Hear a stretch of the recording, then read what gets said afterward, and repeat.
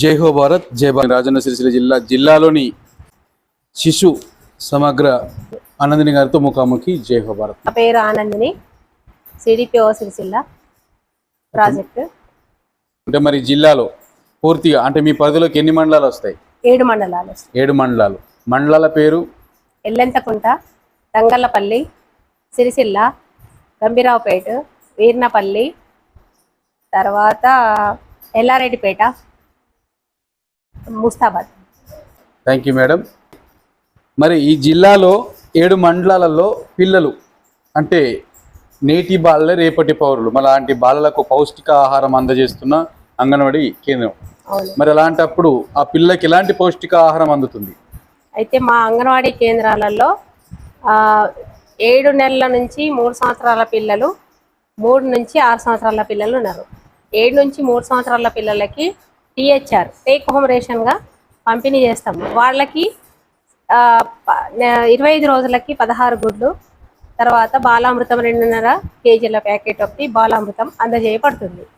అలాగే 3 to 6 years పిల్లలకి పూర్వ ప్రాథమిక విద్య అందిస్తూ రాగానే పొద్దున 10 గంటలకి స్నాక్ ఫుడ్ లాగా ఒక ఎగ్ ఇస్తూ, తర్వాత 12:30కి భోజనం ఏర్పాటు చేసి, తర్వాత 3:30కి అంటే వాళ్ళకి విరామం తర్వాత, పిల్లలు భోజనం చేసిన తర్వాత విరామం ఉంటుంది వాళ్ళకి పడుకోవడానికి. ఆ తర్వాత 3:30కి మురుకులు అనే ఒక చిన్న మురుకులు అనే ఒక స్నాక్ ఉంటుంది. లేచిన తర్వాత వాళ్ళకి 3:30కి అట్లా మురుకులు ఇచ్చి తర్వాత 4 o'clockకి ఇంటికి పంపిస్తాము. Thank you madam. అలాగే ఇక్కడ మరి చూసుకున్నట్టయితే అంటే 1990 నుంచి చూసుకున్నా, 2000 సంవత్సరం చూసుకున్నా, మరి 2010 నుండి మరి 2023 వరకు మరి రోజుకి అప్డేట్ అవుతున్నాం కాబట్టి మరి అంగన్వాడీ కేంద్రం కూడా అప్డేట్ అయిందా, లేకుంటే ఇంకా అలాగే ఓల్డ్గా ఉందా? అప్డేట్ అవుతుంది. Okay madam. మరి అప్డేట్ అంటే ప్రత్యేకంగా ప్రతి ఒక్క ఆయాది ఇంటికి వెళ్ళి పిల్లల్ని రిసీవ్ చేసుకుంటున్నారా, లేకుంటే పిల్లలే ప్రత్యేకంగా స్కూల్కి వస్తున్నారా? అంటే ఒకప్పుడైతే ఆయాలు వెళ్ళి ఇంటింటికి వెళ్ళి తీసుకుని వచ్చేవాళ్ళు. ఇప్పుడు ఎందుకంటే అంగన్వాడీ కేంద్రాలు చాలా మట్టుకు స్కూల్ ప్రెమిసెస్లో అంగన్వాడీ కేంద్రాలు ఉంటున్నాయి కాబట్టి అంగన్వాడీ స్కూల్ ప్రెమిసెస్లో ఉన్న అక్కలు కానీ చెల్లెళ్ళు కానీ తమ్ముళ్ళతోని వాళ్ళు కొంతమంది రాని వాళ్ళ పిల్లల ఇళ్లకు ఆయాలు వెళ్ళి తీసుకొని వస్తున్నారు అన్నట్టు. ఈ విధంగా స్ట్రెంగ్త్ పెరుగుతుంది, పిల్లలకి చాలా ప్రయోజనకరంగా ఉంటుంది స్కూల్ ప్రెమిసెస్లో ఉండడం వల్ల. Okay madam, thank you madam. అలాగే ప్రత్యేకంగా ప్రతి ఒక్క అంగన్వాడీ కేంద్రంలో ఆయాలు ఉన్నారా? అంటే మొన్నటి వరకు అయితే వేకెన్సీస్ ఉండే, ఇప్పుడు భర్తీ అయిపోయింది. 48 మా ప్రాజెక్ట్లో 48 భర్తీ చేశారు. ఇప్పుడు మళ్ళీ ఎవరైతే కొత్తగా రాజీనామా చేసి కొంతమంది కొన్ని మండలాల్లో చనిపోవడం వల్ల మళ్ళీ ఇప్పుడు 28-30 వరకు మళ్ళీ వేకెన్సీస్ లిస్ట్ కూడా పంపించేయడం జరిగింది డిస్ట్రిక్ట్ DWSR గారికి. Okay, thank you madam. అలాగే అంగన్వాడీ కేంద్రంలో ఆయాలు ఉన్నారు స్పష్టంగా అని చెప్పేసి మాట్లాడుతున్నారు. మరి ఇక్కడ పిల్లలు అంటే నేటి బాలే రేపటి పౌరులు, మరి లాంటి పిల్లలకు పౌష్టికాహారం అందుతుందని కూడా అంటున్నారు. మరి ఈ పిల్లలు పౌష్టికంగా ఉంటూ ఆరోగ్యవంతమైన అంటే జీవితాన్ని గడుపుతున్నారు. తర్వాత అంగన్వాడీ టీచర్స్ గృహ సందర్శనలు చేసి వాళ్ళకి వాళ్ళ ఆరోగ్య విషయాల పట్ల ఆశా వర్కర్స్తో ANMsతో కూడా అంగన్వాడీ టీచర్స్ గృహ సందర్శన చేసి వాళ్ళ యొక్క పోషకాహార విషయాల గురించి, ఆరోగ్య పరీక్షల గురించి వాళ్ళకి అవగాహన కార్యక్రమాలు చేపడుతూ వారి యొక్క బరువు కానీ HB పర్సెంటేజ్ ఎలా ఉంది, మరి మీరు ప్రతి నెల బరువు తీసుకున్నప్పుడు మీరు పెరుగుతున్నారా లేదా, మరి మీరు అంటే సబ్ సెంటర్లో కానీ ఏరియా హాస్పిటల్లో కానీ వెళ్ళి మీరు పరీక్షలు చేయించుకుంటున్నారా లేదా, మీరు బరువు పెరుగుతున్నారా లేదా, ఒకవేళ కనుక బరువు తక్కువగా ఉంటే కనుక మీరు ఎలాంటి ఆహారాలు తీసుకోరా, ఐరన్ బాగుందా లేదా, ఏ ఆకుకూరల కూరగాయల్లో చౌకగా దొరికే మన ఏరియాలలో ఉన్నటువంటి చౌకగా దొరికేటువంటి ఆకుకూర కూరగాయలు తినండి. ఆ తర్వాత ఎగ్స్ కానీ మాంసము ఇలాంటివి కూడా అంటే మీకు అందుబాటులో ఉన్నటువంటి అన్ని దాంట్లో కూడా విటమిన్స్ ఏవి ఎలా ఉంటాయి అనేది మా అంగన్వాడీ టీచర్స్ కూడా అవగాహన కార్యక్రమాలు చేపడుతున్నారు.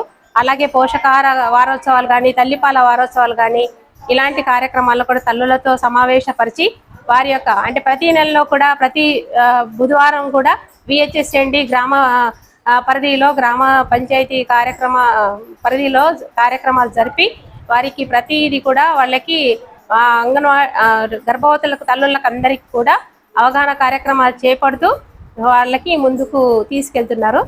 అదేవిధంగా మళ్ళీ పిల్లలు ఒకవేళ కనుక లోపపోషణతో కనుక ఉండి, అంటే అంగన్వాడీ కేంద్రంలో కూడా ప్రతి నెల 1వ తారీఖు నుంచి 10వ తారీఖు వరకు పోషణ మాసం కింద, అంటే వాళ్ళకి పోషణ ఒక ట్రాక్ యాప్ అనేది ఉంది.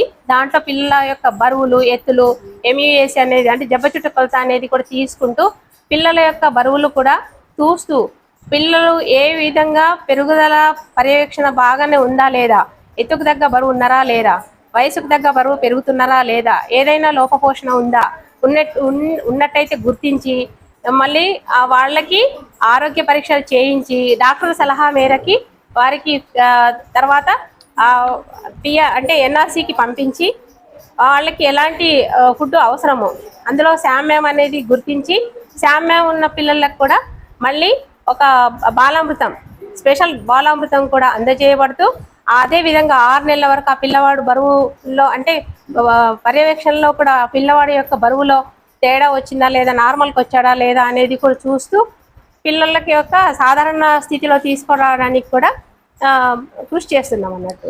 Okay, thank you madam. మీరు ఇప్పటిదాకా కూడా అద్భుతంగా చెప్పిండ్రు. మరి అప్పటి నుండి ఇప్పుడు ఇంతకుముందు మాట్లాడుకున్న విషయం ఏంటంటే 1990 నుంచి 2000, 2000 నుంచి 2010, 10 నుంచి 20, 23 వరకు మరి పూర్తిగా ఆన్లైన్లోనే అప్డేట్ అంటున్నారు కదా. మరి ఆన్లైన్లో అప్డేట్గా ఉన్నట్టు పిల్లలు మరి అంటే అక్కడ రియల్గా అనేది బలహీన పడిపోతుందని చెప్పేసి మా పెరియార్ క్యూనిస్ తరఫున తెలియజేయడం జరుగుతుంది. మళ్ళీ అలాంటి బలహీనతకు కారణం ఎవరు? బలహీనత కారణం అంటే కొన్ని సమయపాలన లేక తల్లుల అంటే పొలాలకు వెళ్ళి వాళ్ళు పిల్లల పట్ల పట్టించుకోకుండా ఉండడము, తర్వాత అనారోగ్య కారణాలు అంటే ఇప్పుడు అనారోగ్య కారణాలు పిల్లల మరణాలు, తల్లుల మరణాలు జరగడానికి కారణాలు ఏంటంటే 1 డయేరియా, 2 రక్తహీనత, 3 పోషక లోపం.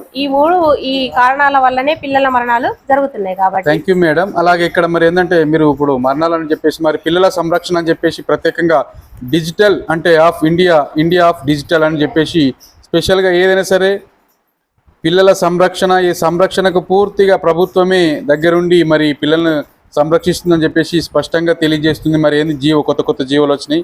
అలాంటప్పుడు ఈ పిల్లలకు అంటే ఈ సంరక్షణ అంటే అందుతుందా సక్రమంగా? అందుతుంది. ఈ కారణాల వల్లనే పిల్లల మరణాలు జరగకుండా ఉండడానికి ఇలాంటి అన్ని యాప్లు చేస్తూ వాళ్ళ యొక్క పిల్లల తల్లులకి అవగాహన కల్పించడం వల్లనే ఇప్పుడు తల్లుల మరణాలు కానీ పిల్లల మరణాలు కానీ శాతం కూడా తగ్గింది. అప్పట్లో ఉన్నంత మరణాల సంఖ్య ఇప్పుడు లేదు.